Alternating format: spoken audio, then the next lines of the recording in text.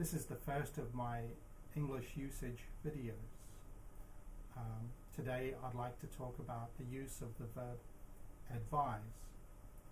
Advise is a formal word. It's a little bit like recommend in most cases. It also has a meaning that's similar to inform. Here's an example of its usage. I advise you to choose carefully. It's almost the same as I think you should choose carefully. So I advise you to choose carefully. I think you should choose carefully. The main difference, I guess, is how formal advise is. It's a more formal, a more serious usage. Now, I chose to talk about advise because many of my students, Hong Kong's working people, misuse this word. I'll come back to that. Okay, now the pattern with advise, we normally use advise with a noun. For example, I strongly advise you to be on time. Advise with a noun and then an infinitive, to be. I strongly advise you to be on time. He advised them to save their money. Advise them to save. My doctor advised me to get more exercise.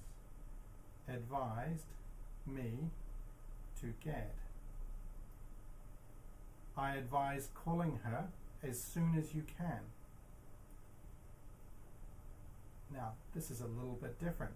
Advise, calling her.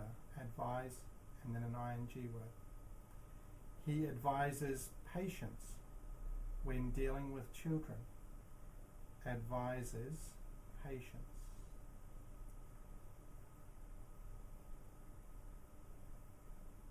Now, you can use advise to recommend against something as well. We were thinking of going to the flower market, but one of my friends advised against it. Advised against it. Now, another use of advise is when it has a meaning something like inform. Okay, here's an example. The boss asked us to keep him advised about how the project is going.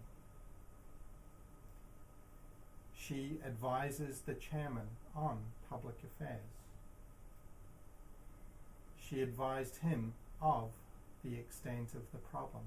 So the idea is here that advise is a bit like inform, to tell somebody something.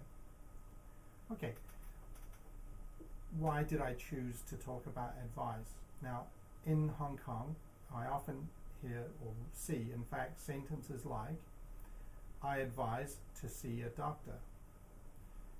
Advise must be followed by a noun. So it's I advised him to see a doctor. He advised to call back later. It's wrong again.